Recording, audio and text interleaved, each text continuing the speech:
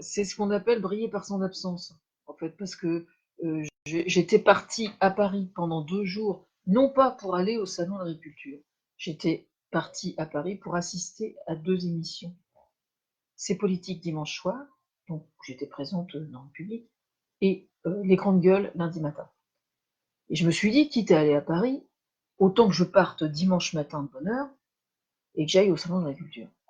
Et le problème, c'est qu'il y a eu des impairs par rapport à mon budget très très serré, et etc. Bref, j'ai pas pu aller au salon de l'agriculture. Est-ce que je vais y aller d'ici la fin de l'année? Non. Je vais pas y aller, surtout pour une raison bien particulière, c'est que je suis déjà, avant de partir les 2 jours, j'avais mal au pied droit. Je suis un colosse au pied d'argile, je le rappelle pour ceux qui ne seraient pas encore au courant. Et donc c'est vraiment pénible pour moi. C'est les éléphantiasis, et les éléphantiasis, c'est quand même pas terrible pour les déplacements, pour se déplacer, tout ça. Bon, bref, je vais vous expliquer quand même plein de choses. Donc, j'ai passé du coup la journée jusqu'à 15 heures dans un café. J'avais du coup, au lieu d'utiliser mes 15 euros pour aller au salon d'agriculture et ne rien pouvoir m'acheter ni craquer sur quoi que ce soit, et donc être frustrée toute la journée au salon d'agriculture, j'ai décidé avec mes 15 euros de me faire un petit resto portugais, super sympa, à Gentilly, où j'ai mangé un steak frites pour 10 euros. Voilà. Et comme j'avais des choses à faire, de toute façon, j'avais pris de quoi bosser et tout, donc j'ai travaillé dans un cahier, sérieux. Et j'étais bien contente de l'efficacité de mon travail. En fait, ce qui était important pour moi, c'était pas nécessairement d'être au salon de l'agriculture, mais c'était d'être à Paris, pas loin du salon. Et quelque part, d'une certaine façon, combiné avec les émissions de télévision auxquelles j'étais présente, eh bien, comme on dit vulgairement, ça l'a fait très, très, très, très, très bien. En fait, la bonne question à se poser, en ce qui me concerne et concernant le salon de l'agriculture, je remarque que si je mettais un petit peu plus de lumière, ce serait peut-être pas plus mal. Parce que j'ai le soleil qui me joue des drôles de trucs ce matin. La bonne question qui est à se poser me concernant face à l'agriculture et face au salon de l'agriculture, c'est est-ce que le meilleur moyen d'être efficace, est-ce que c'est vraiment d'être au salon ou pas? euh, euh, Honnêtement, je suis beaucoup plus efficace en n'y étant pas. Bah oui, parce que du coup, ça me permet de faire des vidéos et de faire ce que j'ai à faire sur le sujet en vidéo live. Et donc, évidemment, c'est dommage parce que moi, évidemment, si vous voulez, c'est vrai qu'aller au salon d'agriculture, quand vous avez un budget hyper serré et que vous savez que si vous allez flasher sur, je savais qu'en allant là-bas, j'allais de toute façon avoir envie de m'acheter. Ça veut pas dire que je vais claquer des milliers et des cents, mais je sais qu'il y a des tas de producteurs qui font des trucs extrêmement pointus, etc., que j'aurais trouvé là-bas et que j'ai pas. Et donc, le fait de pas pouvoir, du coup, satisfaire mes envies, c'est pas la peine, quoi. Voilà.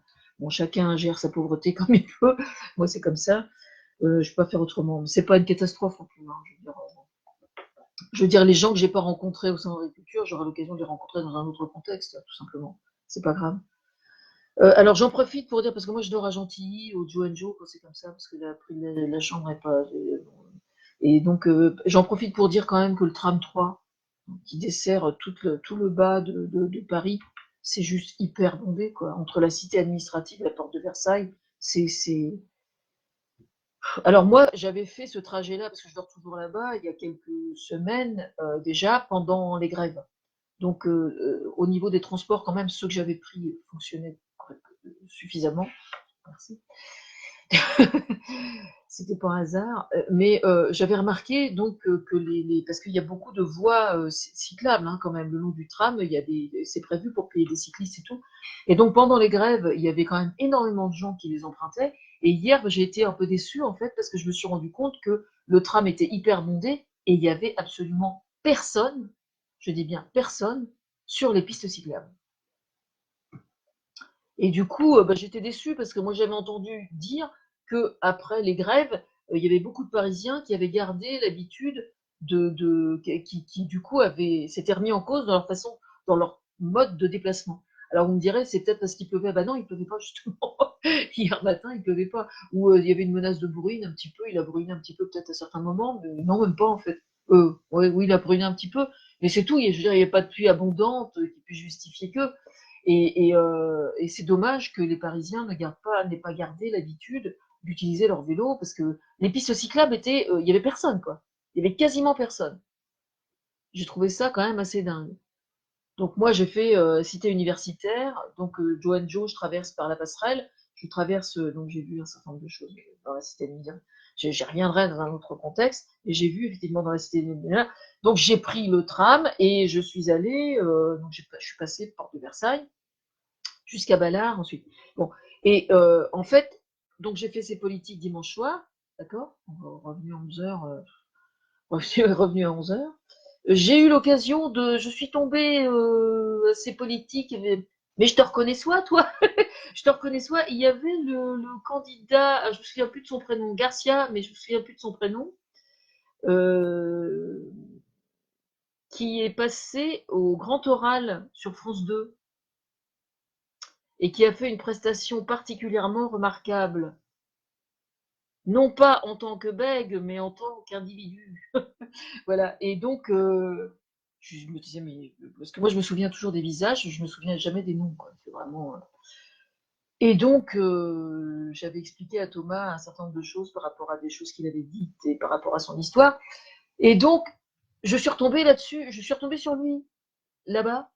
Donc, il se trouve qu'il habite dans le sud de Paris, donc on a fait le chemin ensemble et tout, on a échangé en carte de visite. Donc, je reviendrai dans un autre contexte parce que je peux pas tout faire dans la même vidéo, hein, quand même. Mais bon, excellente surprise. Donc, il y a d'une part ces politiques. Donc, j'ai mis le lien sous la vidéo. D'accord. Donc, il faut absolument aller revoir cette émission pour plein de raisons. Pour plein de raisons. Mais notamment, je vais donc parler dans cette vidéo uniquement d'agriculture.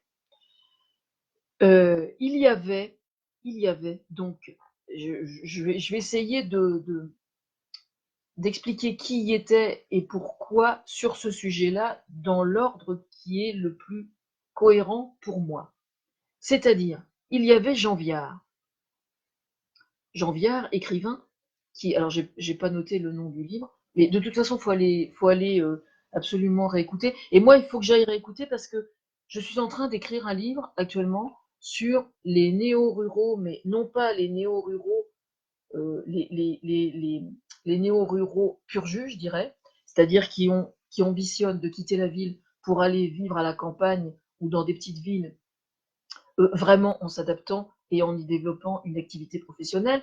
Mais je parlerai c'est pas vraiment des néo-ruraux, ce sont des pseudo-néo-ruraux qui décident de ne plus habiter en ville, mais de faire construire à la campagne dans un lotissement avec l'ambition le plus possible de bénéficier du confort de la ville.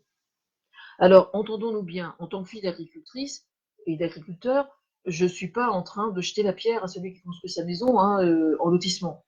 C'est pas du tout ma démarche, mais c'est quand même pas la même chose de dire, moi, j'habite Paris, je fais un boulot où je gagne hyper bien ma vie, mais où je suis pas heureux, ma famille l'est pas non plus, et donc je décide de changer complètement de vie et d'aller dans une zone complètement désertique ou dans telle région pour y développer une nouvelle activité.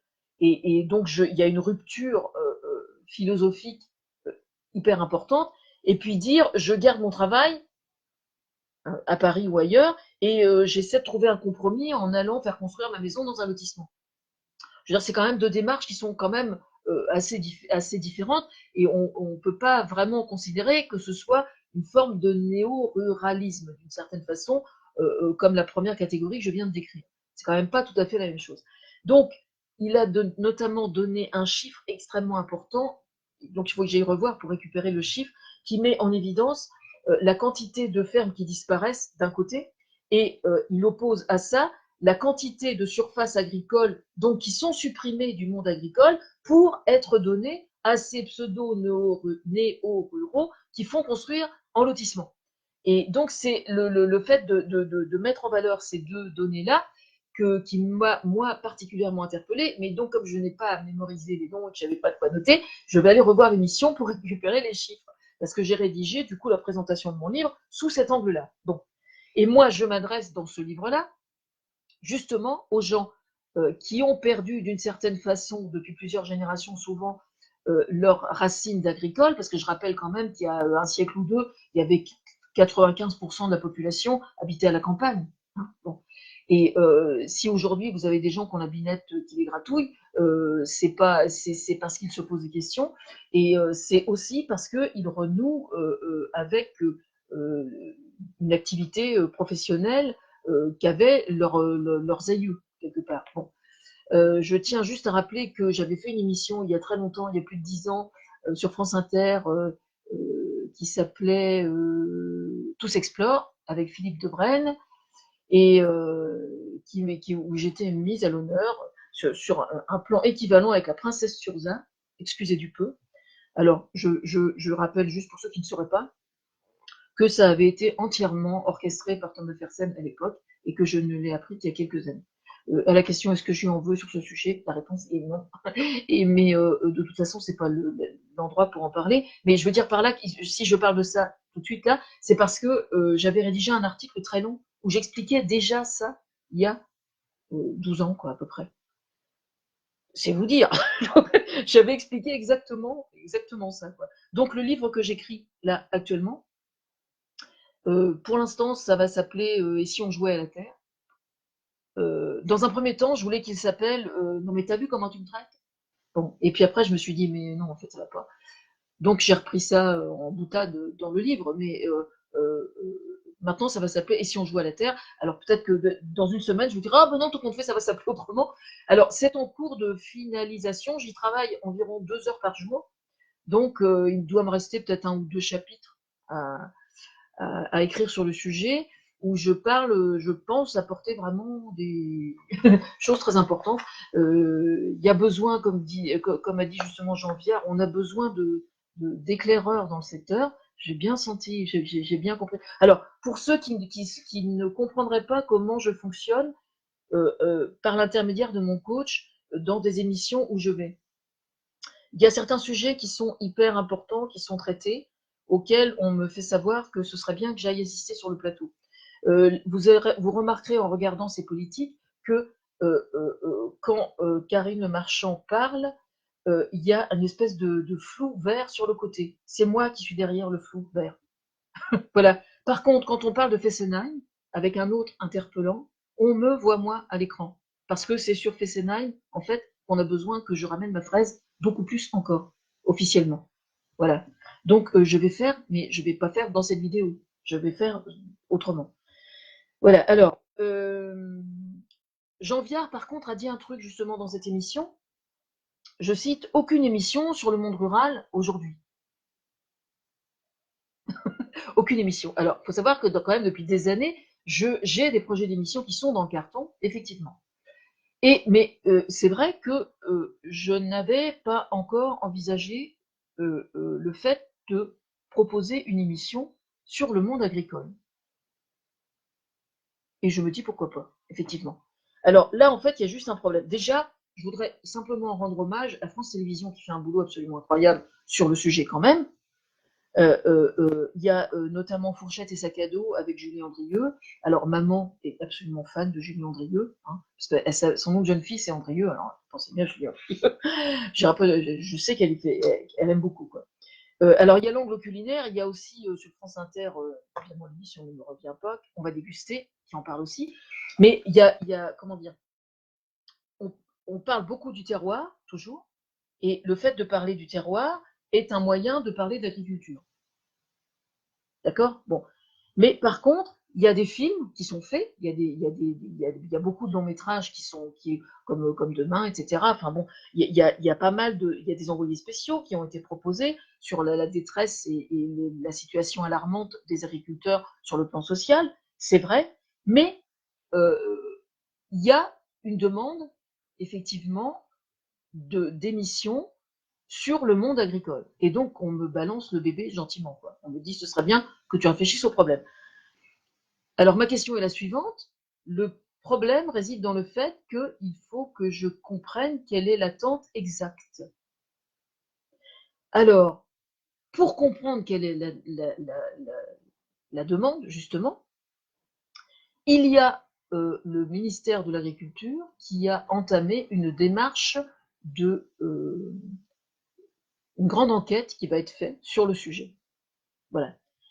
Ils ont demandé à Karine Le Marchand de s'en occuper.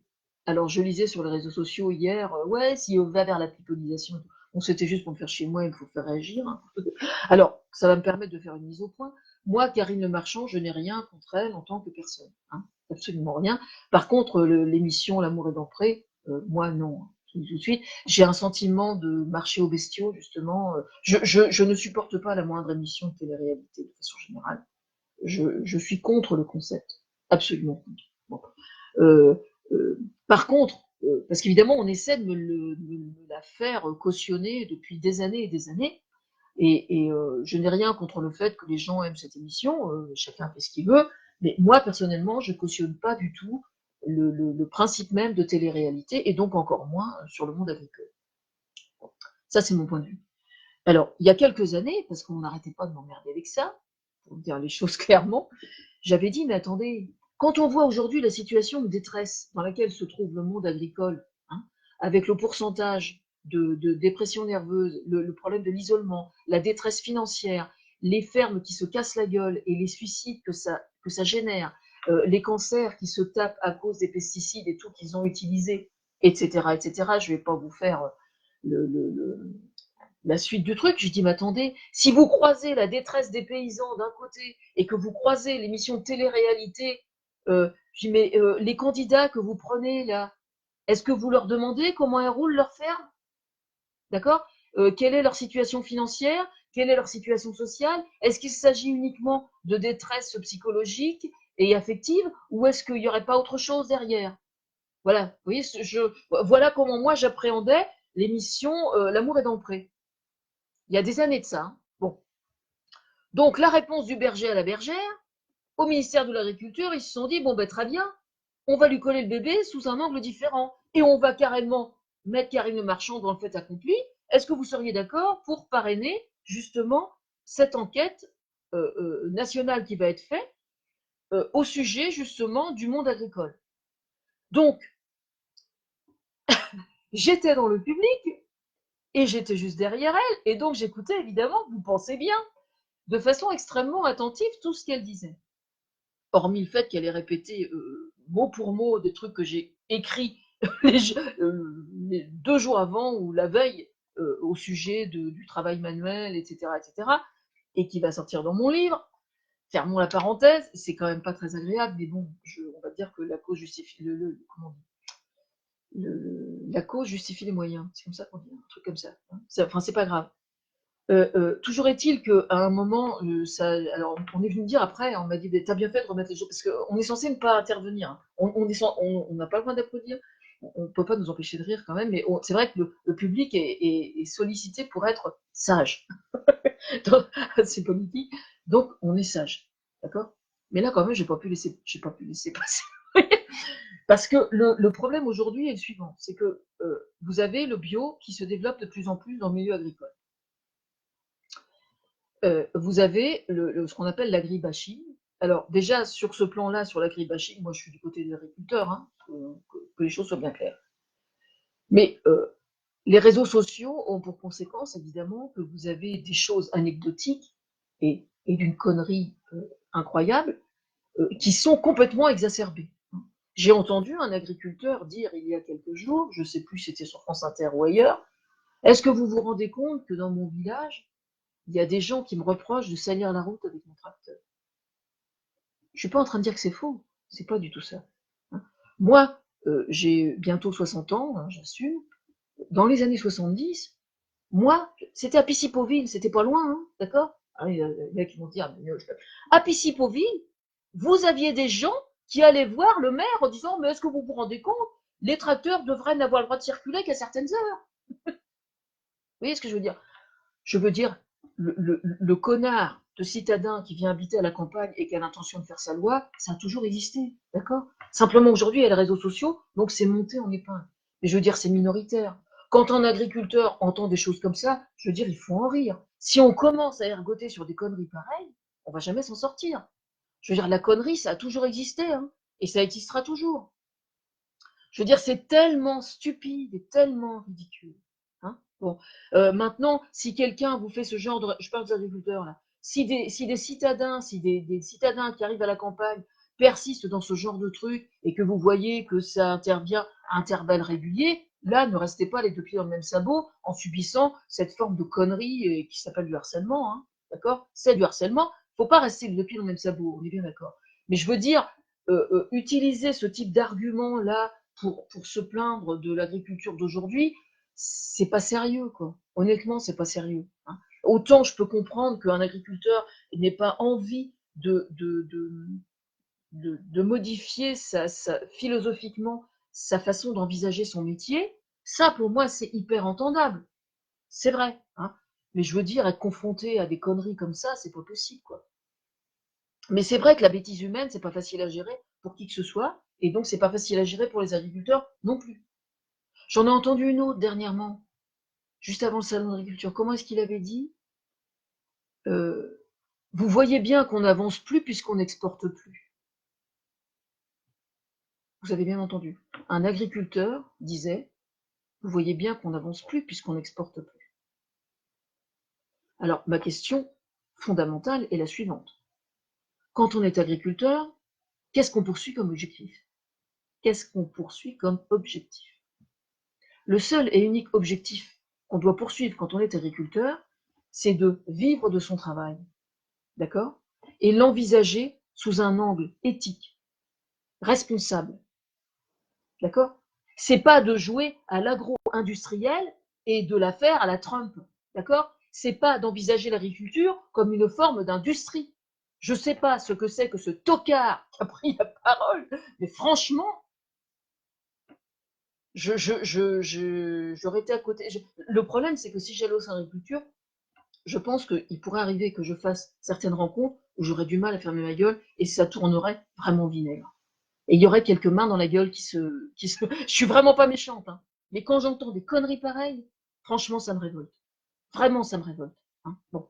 Moi, je comprends que les agriculteurs revendiquent le fait de vivre de leur travail. Ah, ça oui, franchement. J'ai une histoire familiale qui est suffisamment forte sur ce sujet-là, d'un côté très douloureux, justement, pour ne pas supporter ce genre de conneries, quoi. Comment est-ce qu'on peut être assez con pour sortir un truc pareil? Franchement, hein. Quand on est agriculteur, c'est pas de l'industrie qu'on doit défendre. C'est pas de l'industrie. C'est de vivre de son travail et de faire un travail qui soit éthique et qui soit comment dire, qui soit une application d'une forme d'altruisme dans son métier. C'est celle-là, moi, que je défends. Voilà. Bon, bref, je vais essayer de pas m'énerver.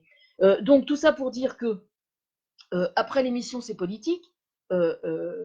Oui, ce qui se passe, c'est que, oui, donc j'en reviens là, l'agriculteur qui envisage, parce que ce qui se passe en fait, c'est que dans le cadre de l'amour et dans le pré, évidemment, du coup, ce qui devait arriver arriva, évidemment, vous avez certains agriculteurs qui souhaitent s'inscrire à l'émission, qui apparemment, au niveau du casting, entre dans les conditions qui sont recevables. Il y a quelqu'un d'autre Normandie d'ailleurs qui s'est inscrit dernièrement. Moi, je regarde jamais et je regarderai pas son émission. D'accord? Bon. Euh, euh, mais ce qui se passe, c'est que vous avez donc des agriculteurs qui évidemment s'ouvrent, hein, parce que moi j'ai rien contre elles en particulier, et donc ils ouvrent leur cœur un peu quand même. Hein. Et donc, qu'est-ce qui sort évidemment? Ben, leurs difficultés financières et leurs difficultés, leur mal-être, donc leur mal-être dû non pas uniquement au fait qu'ils soient seuls, mais dû aussi au fait que justement financièrement ils s'en sortent pas. Bon, donc elle a dit des choses tout à fait pertinentes. Hein. C'est pour ça que je ne suis pas du tout contre le fait qu'elle chapeaute cette enquête. Elle a mis en avant, par exemple, le fait qu'il y avait un des candidats qui élevait des vaches et puis qui avait envie de se mettre à faire des ovins, à faire des brebis et des moutons. Et puis, elle disait, ben, elle dit, en fait, il est censé passer de l'un à l'autre sans qu'on lui propose la moindre formation. Voilà, il change comme ça et puis on lui propose aucune formation. C'est-à-dire qu'au sein de l'agriculture aujourd'hui, alors ça c'est quand même, alors ça c'est quand même coton. C'est-à-dire qu'au sein de du ministère de l'Agriculture aujourd'hui, au sein des chambres d'agriculture, il n'y a aucun protocole, on va dire ça comme ça, aucun protocole de prévu pour que un agriculteur qui envisage éventuellement de changer d'orientation au sein même de sa profession, il n'y a aucune formation qui serait prévue. Alors, est-ce que Karine Marchand a eu une perception des choses tronquée par le candidat en question ou pas, je ne sais pas, mais ce sont les propos qu'elle a tenus dans l'émission et vous pouvez vérifier, parce que j'ai mis le lien sous la vidéo. Donc voilà ce qu'elle a raconté.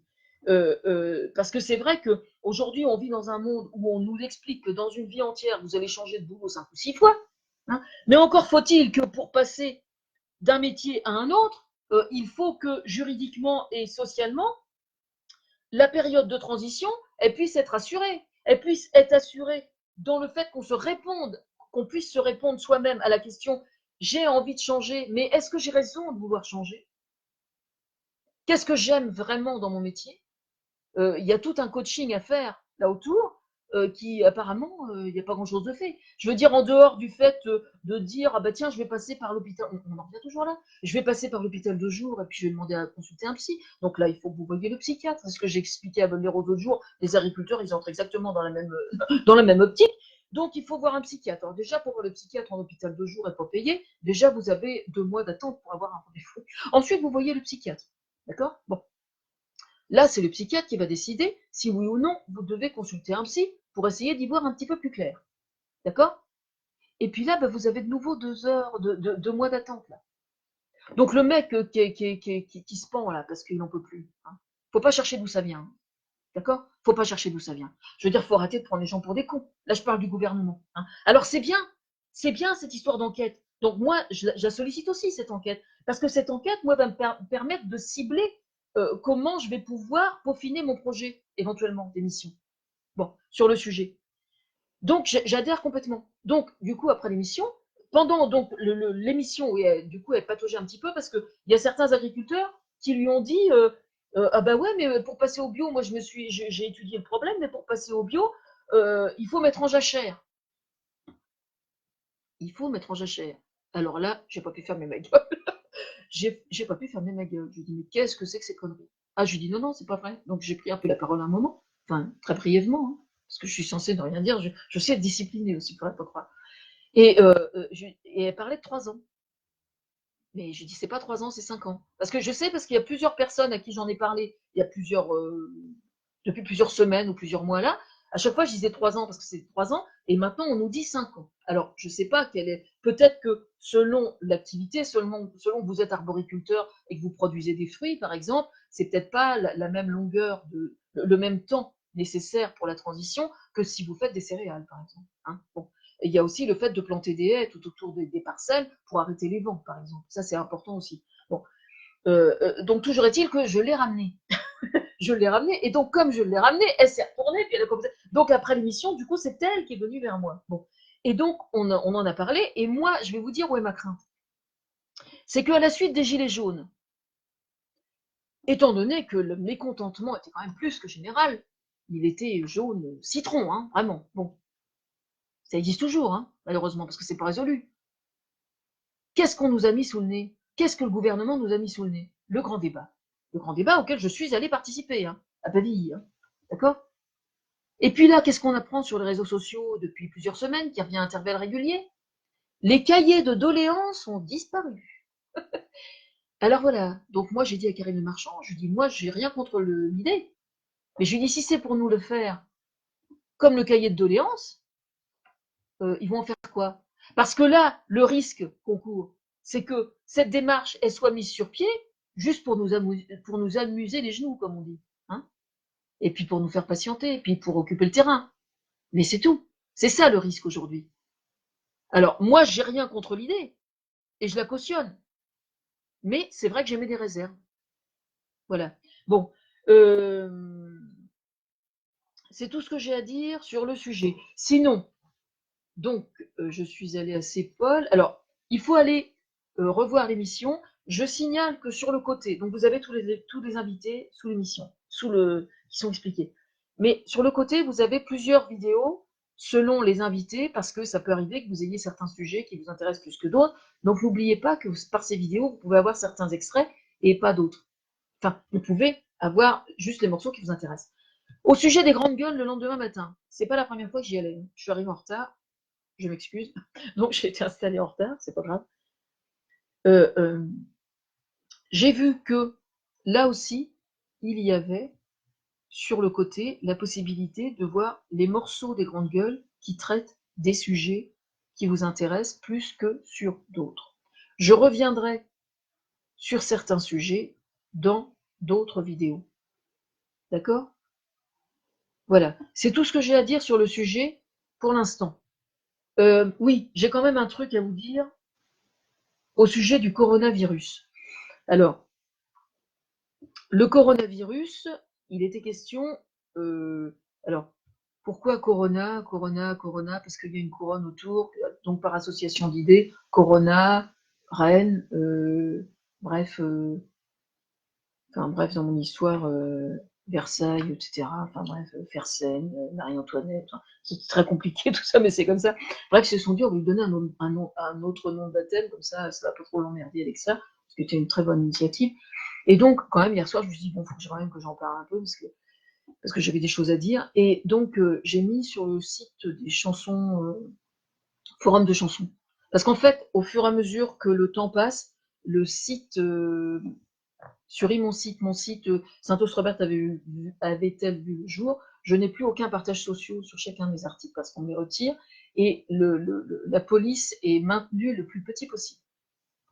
C'est parfaitement intentionnel de la part de mon coach, c'est pour que je passe sur l'autre forum, celui des chansons, là où c'est ma destination souhaitée et réelle, plus que politique. Donc, hier, à l'entête du blog, j'ai fait une mise au point, j'ai mis le vrai nom du coronavirus, et entre parenthèses, j'ai mis coronavirus. Et donc, j'ai expliqué un certain nombre de choses. Et donc, ce matin, sur France Inter, grande forme, sur France Inter, je vous recommande particulièrement Charline Vanhoenacker, qui a été particulièrement virulente ce matin au sujet de la notion de carnaval. Et je suis estomaquée par une telle efficacité. J'ai trouvé ça vraiment génial. Bon. Ensuite, vous avez Alex Vizorek qui a mis les choses au point, version Frédéric Fromet. On va tous crever. Enfin, non, vraiment super. Bref, toujours est-il que ce matin, donc, le demeurant était le coronavirus. Hein. Alors là, la couronne, ça y est. Donc, ça m'a fait rigoler. Donc, j'ai dit, bon, je dis à Thomas ce matin, j'ai dit, bon, ok, bon, je retourne sur mon forum de chansons, je reprends en interne et je corrige, je retire donc le second nom et tout. Et puis là, bah, j'ai plus aucun accès, en fait, donc je suis obligée de laisser. Mais je veux vous parler d'un truc, en fait, au sujet du coronavirus. Je veux vous parler d'une plante qui s'appelle Echinacea. D'accord? Echinacea. Alors, vous pouvez l'avoir aussi en pharmacie, en teinture mère. D'accord? Alors, en teinture mère, par contre, elle est, oui, vous avez un teinture mère. Alors, vous prenez ça, avec une petite pipette, dans un verre d'eau. Pour quelle raison est-ce que c'est si important? D'ailleurs, je vois elle est grignotée. Il y a une souris qui a essayé de manger le. C'est pas grave. J'en ai plus pourtant, mais à une époque. Pourquoi est-ce que c'est si important? L'Echinacea, c'est une plante qui a fait l'objet de recherches extrêmement approfondies, parce que c'est une plante qui était utilisée par les Amérindiens pour stimuler les défenses immunitaires. Je ne suis pas en train de prétendre parce que vous prendriez de l'Echinacea, tout baigne, on court plus. Non, non, non, non. Vous suivez très exactement ce qui est dit par le ministère de la Santé, etc., etc. Vous suivez tout ce qui est indiqué, et en plus, vous prenez de l'Echinacea. Voilà, c'est tout ce que j'ai à dire. Moi, personnellement, je fais une cure de ça chaque hiver. Je suis peut-être un colosse au pied d'argile, mais par contre, j'ai quand même un système immunitaire vachement costaud, quoi. Si ça m'arrive, par exemple, d'avoir des problèmes, enfin, j'ai des voies digestives un peu délicates, et ça m'arrive d'avoir des agréments d'ordre digestif. Je suis persuadée de croiser quelquefois des germes style, comment on appelle ça, les gastro. Hein. Chez moi, ça dure 1 heure et je mange rien pendant 4-5 heures, tout rentre dans l'ordre. C'est-à-dire que j'ai des défenses immunitaires qui sont bien plus boostées que quelqu'un d'autre. J'évite le lactose, désolé pour les gens qui traitent les vaches, c'est un crève-cœur de le dire, mais c'est quand même la vérité. Lactose, j'ai un problème, et avec le gluten. Bon. Même de gluten de très bonne qualité, de céréales anciennes, j'ai un vrai problème avec le gluten. Toujours est-il que moi, j'ai des défenses immunitaires qui sont costauds. Mais c'est vrai que l'hiver, je prends ça. Là, je n'ai pas pris cet hiver parce que j'ai pas pensé.